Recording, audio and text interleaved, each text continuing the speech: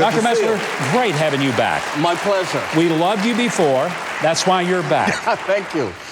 Let's talk about political correctness. You describe it as a stain on America's soul. What do you mean? Yeah, it absolutely is a stain on America's soul because, in fact, what we do, and this is perpetuated in large part by the mainstream media, you have to know what to call people.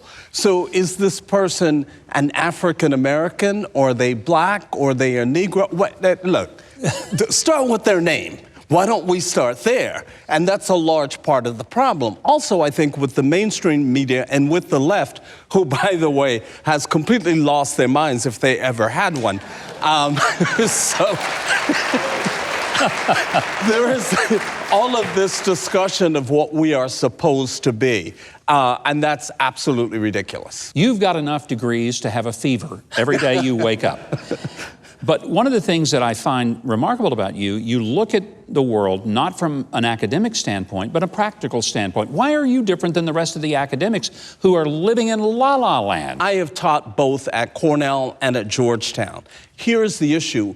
First of all, you have these very left-leaning professors. You have these folks who believe that it is so because they say it's so. And you have these folks who basically say, listen, this is what you should think. This is how you should grow up. Well, that's the reason America is so divided right now, because of this leftist ideology that is the foundation of a number of these Ivy League schools.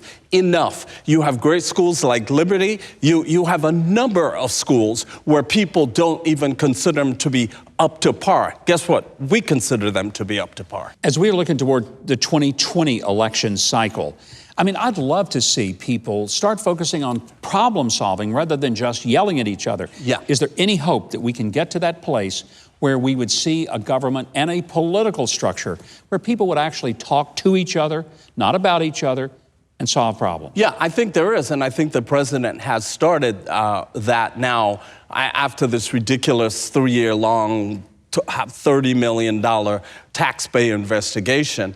And I think the conversation there is, let's talk about solutions. Look, at the end of the day, we care about issues. We don't care about personalities. We don't care about this nonsense. Am I working?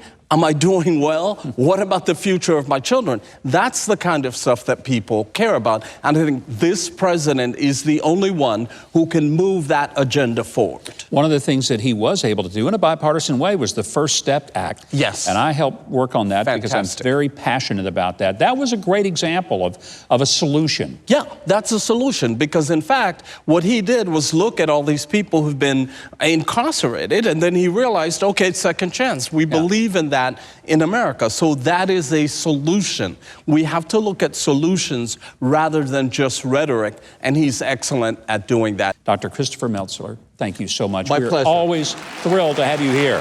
Thank you, Hey, Governor. Keith, why don't you tell our viewers how they can get their own copy of this wonderful book?